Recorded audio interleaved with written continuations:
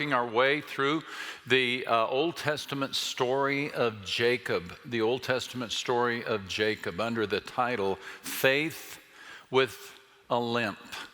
And we're 2,000 years before the birth of Jesus. We have routed and followed our journey all the way up into Mesopotamia, modern-day Turkey, back down into Israel. We're about 50 miles today from reuniting Jacob with his homeland of Canaan. But first, he must cross the river Jabbok.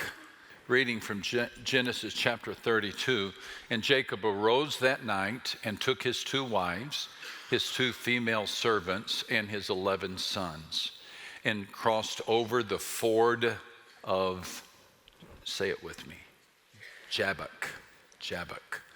And he took them and sent them over the brook and sent over what he had.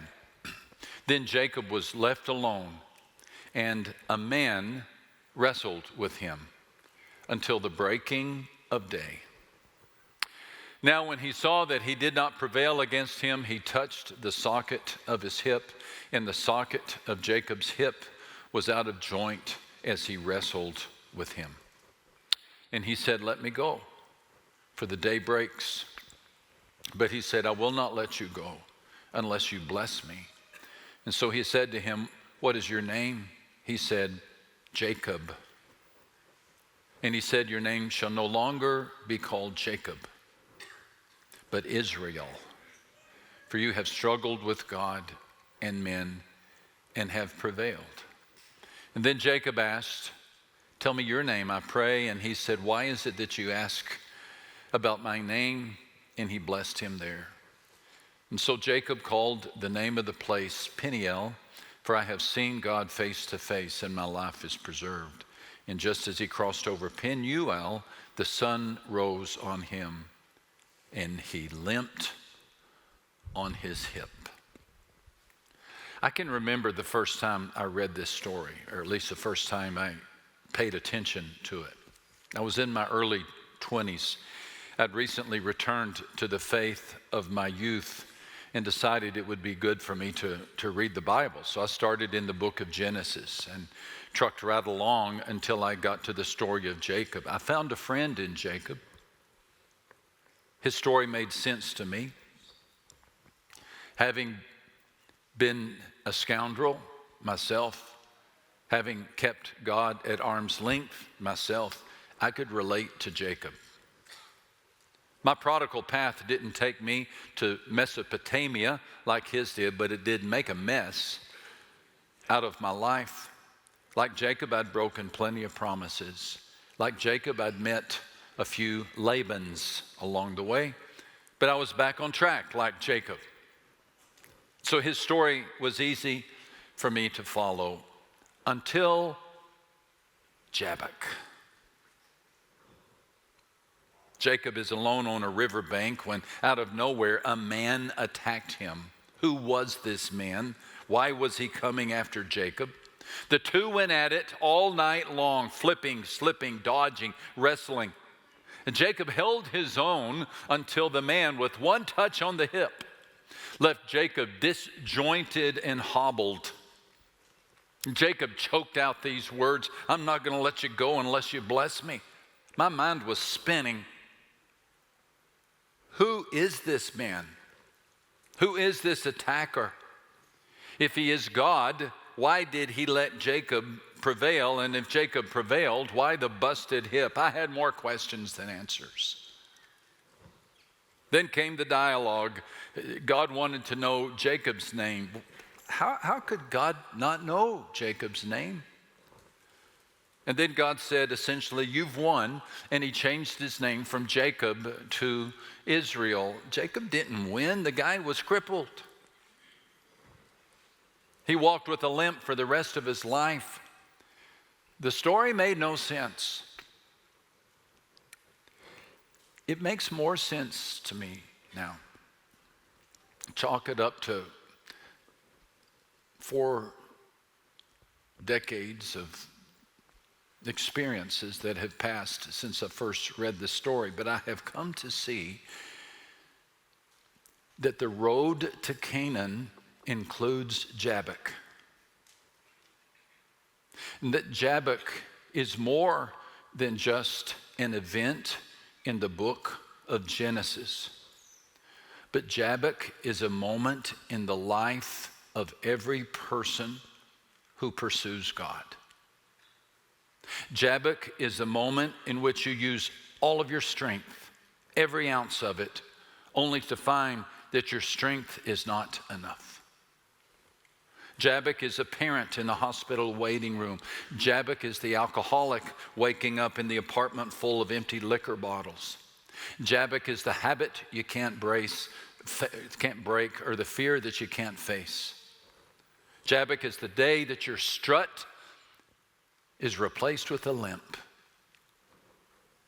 and you stagger forward to face your challenge, your Esau, in God's grace, not your power.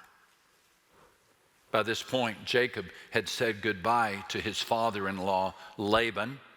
Mesopotamia, where he has been for 20 years, is in his rearview mirror. He arrived 2 decades earlier. He was a man on the lam, you'll remember, only his staff in his hand, fleeing his behemoth brother Esau. He left 2 decades later with 4 women who have given him a total of 11 sons and 1 daughter. He's wealthy now. He led a tribe of servants and droves of sheep, cattle, goats, and camels. Now, we're not told if Jacob thought of Esau during those 20 years, but he must have.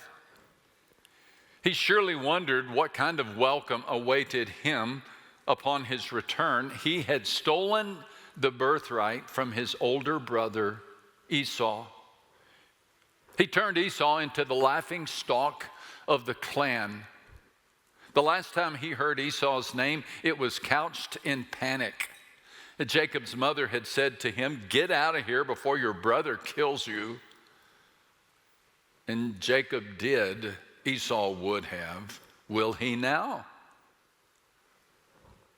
That was the question on Jacob's mind as he headed south through the hills on the eastern side of the Jordan River. He drew near to Jabbok. Jabbok, a tributary that empties out into the Jordan River. To cross Jabbok was to enter into Esau's county. There was no way for Jacob to reach Canaan apart from going through the homestead of Esau. And the moment he crossed Jabbok, he was in Esau country. And he could not survive in Canaan apart from Esau's forgiveness. Jacob was troubled then. So God did something wonderful. Jacob went his way. Angels of God met him. And when Jacob saw them, he said, "Oh, God's camp." And he named the place Mahanaim. Mahanaim. When Jacob left Canaan 20 years earlier, he had received a vision of angels. You'll recall as he slept on the desert floor near the town of Luz with a rock for his pillow, he had seen angels ascending and descending on a ladder. And now as he returns, he sees angels again. And he says, God's camp. This is a Hebrew word which is found elsewhere in the Old Testament to describe a gathering of hundreds of thousands of soldiers. Above Jacob, in other words, was a galaxy of angels. Rank upon rank, they moved in the sky like iridescent ribbons of the aurora borealis. Perhaps it was their presence that gave Jacob the courage to send messages to his brother. He told them, "Give this message to my master Esau. Humble greetings from your servant Jacob. I have sent these messengers to inform my Lord of my coming, hoping that you will be friendly to me." Oh, ever so humble, suddenly humble and kind Jacob. My master Esau, he says, inform my Lord, hoping you'll be friendly to me. Jacob, in language at least, came in humility, pleading for mercy. Did his appeal make a difference? Well, read the next verse and you answer the question.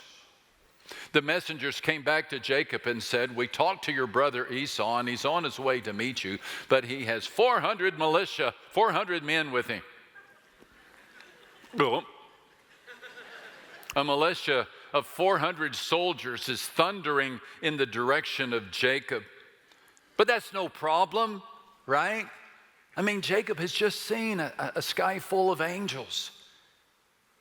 Certainly he will turn to his clan, turn to his family. Certainly he will speak to them in words of faith and tell them to move forward, right? Encourage, correct? Not quite. Jacob was scared. Very scared. Panicked, he divided his people, sheep, cattle, and camels into 2 camps. He thought if Esau comes on the first camp and attacks it, the other camp has a chance to get away. Oh, how Jacob could vacillate.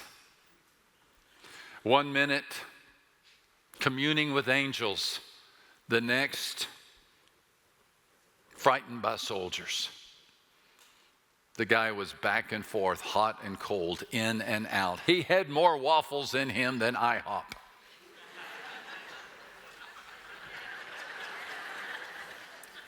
I didn't like it either, but I Lest we be too hard on Jacob, we hurry to read the next passage. Jacob, for the first time, at least in recorded history in 20 years, offered a prayer. And it was a heartfelt prayer in which he essentially said, if you don't help me, God, I'm burnt toast. Save me, please, from the violence of my brother, my angry brother. I'm afraid he'll come and attack us all, me, the mothers, and the children. Jacob kicked into high gear. He began sending gifts, hoping to avert a bloodbath. He sent some 550 animals in 6 different groups as gifts, one right after the other. Within short order, the gifts are delivered. He sent everyone across the river Jabbok, but he stayed back. We are not told why. Maybe to collect his thoughts, maybe to write a will. We are not told why, but he stayed at the river Jabbok alone with his thoughts, alone with his fears, alone. What happened next deserves a place in the hall of holy moments. Right there with Moses in the burning bush, Elijah on Mount Carmel, and Jesus on the Mount of Transfiguration in Mount Calvary. You make your list, I'll make my list, but let's make sure both of our lists of holy moments, let's make sure they include this one. Jacob at Jabbok. Jabbok. Isn't that a great name? Jabbok. Even the name has a thrust to it. Jabbok. All night long, Jacob is going to be jabbed and bucked. Jacob alone at the river, alone with his fears, all by himself with just the sound of a rushing water and the desert wind. Then out of the deep of the night, a man came. But Jacob stayed behind by himself, and a man wrestled with him until daybreak. A man wrestled with him until daybreak. Who was this man? Who was this stranger? Jacob would later say, I have seen God face to face, yet my life has been spared. So, best I can tell, he and God went to the mat together. He wrestled with God. The stranger grabbed Jacob around the neck and threw him to the ground. Jacob jumped up and jumped at him, driving his shoulder right into the gut of the attacker until the two fell flat. The stranger pushed him off and pounced on Jacob, pressing his shoulders into the muddy bank, back and forth, Jabbok's water surging, the night wind howling, the duo grunting, elbowing, scraping, clawing, straddling, wrestling, jowl to jowl. Body slippery with mud, skin wet with sweat. They said no words. They panted like stallions. They leapt like gazelles. Hours passed, and darkness gave way to a distant gold, and sunrise was not far away. And when the man saw that he would not win the match, he touched Jacob's hip and wrenched it out of its socket. What is going on here? Did Jacob actually prevail against God? The answer is yes, and that's not a good thing. Jacob was a fighter. Jacob had his own resources. Jacob could claw his way, maneuver his way, trick his way out of any problem. All his life, Jacob had relied on Jacob.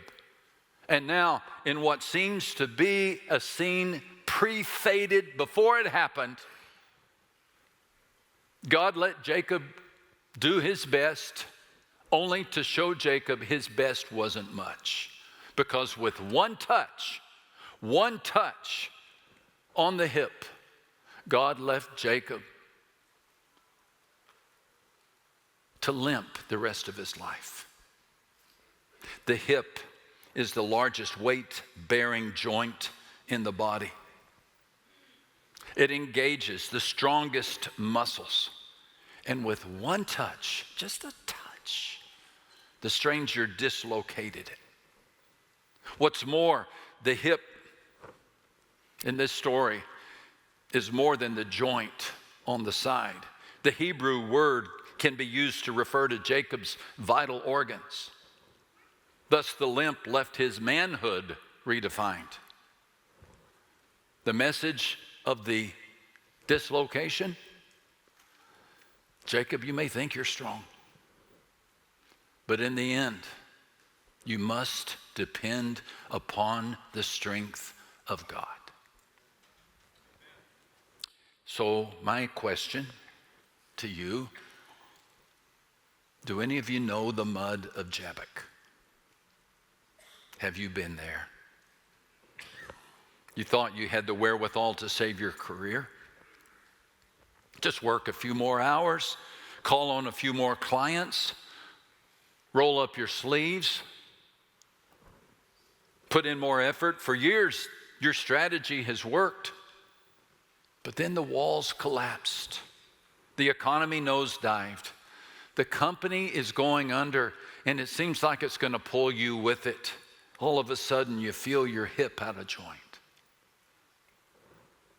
Your marriage has always been a challenge, but the two of you have kept it together. Yet little by little, the bridge has eroded. You're running out of hope. You're running out of hope.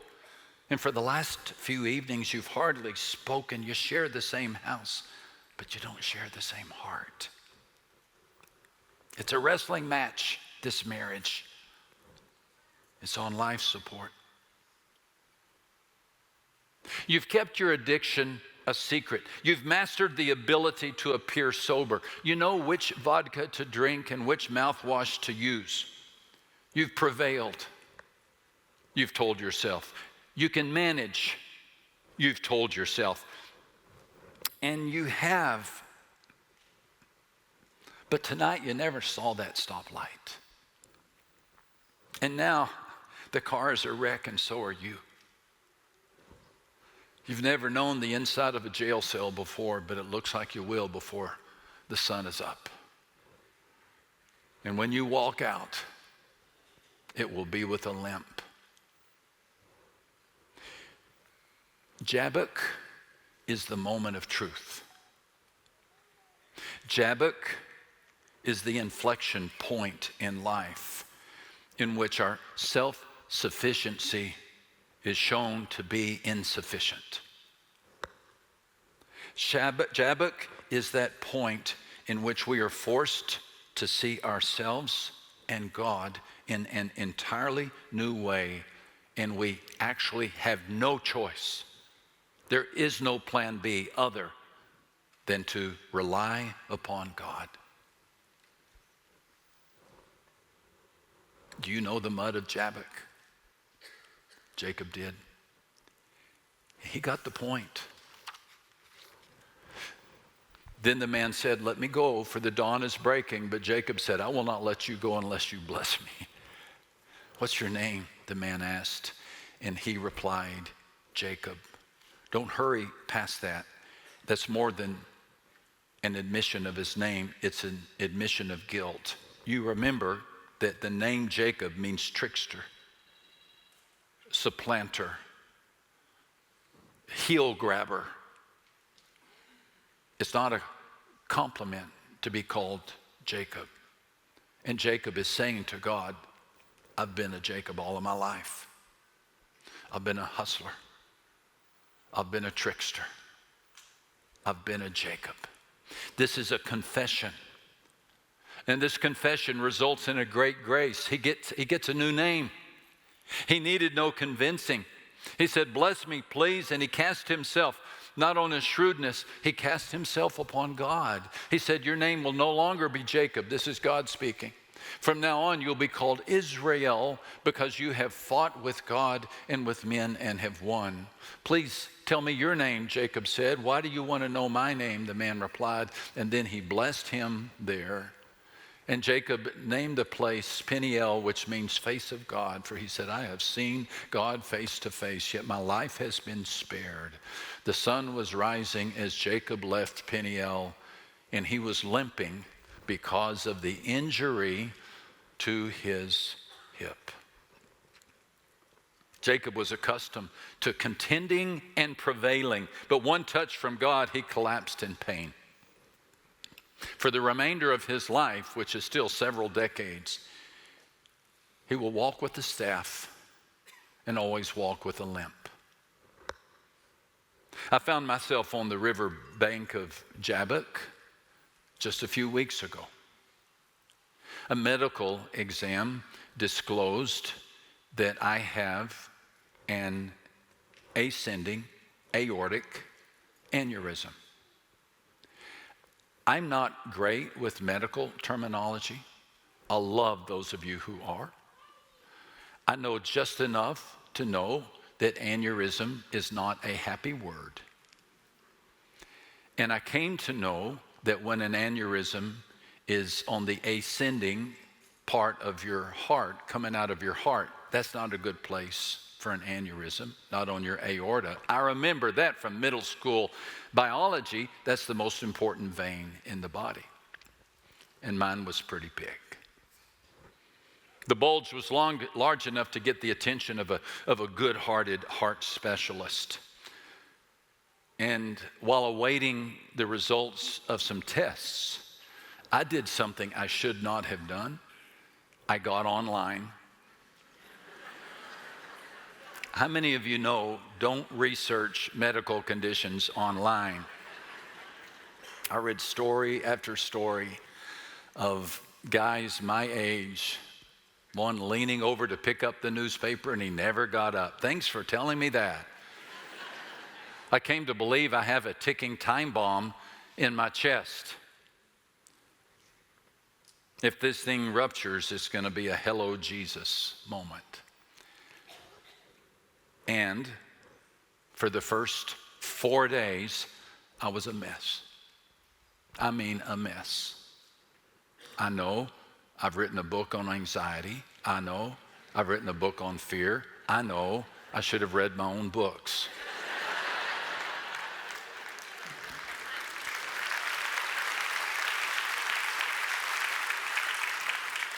I was a mess. I was really wrestling with God over this. I stated my case with him many times a day those first 4 days. This isn't supposed to happen. I'm still young. I didn't do anything to deserve this. I've got things to do. I've got a family to love. I've got dreams yet to fulfill. This isn't supposed to happen. And on the 4th day, about mid-morning, as I was sitting on a couch outside on our porch, God told me. He said in no uncertain terms, Max, you're not in charge. And he's right. I guess I needed that reminder, like Jacob. I didn't have a white flag. If I had, I would have waved it. I surrendered. And I said, not my will, but your will be done. And an extraordinary lift of the weight occurred. The condition was still there, but the anger was gone. There was a surrender that took place. The fight ended. For the next couple of weeks, I was aware of the condition, but I wasn't defined by it. And then the most wonderful thing happened. Deanlin and I went to the doctor when the test results came in.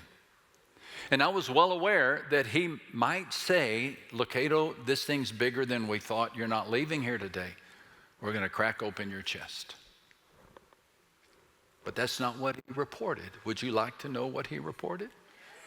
I'll tell you next week.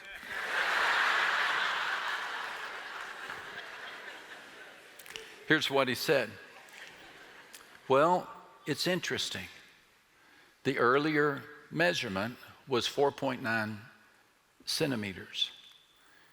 This measurement is 4.4 centimeters. Now, Deanlin is much faster with math than I am. And so she said, you're saying it's smaller? And he said, maybe this test is more dependable. And in my mind, I'm thinking, or maybe God, in his kindness, just reached around that bulge and said, this far and no further. What I do know is that when I finally quit fighting his plan and trusting, everything changed. Jacob emerged from Jabbok at once stronger and weaker than ever. He walked with a limp, but he walked with God.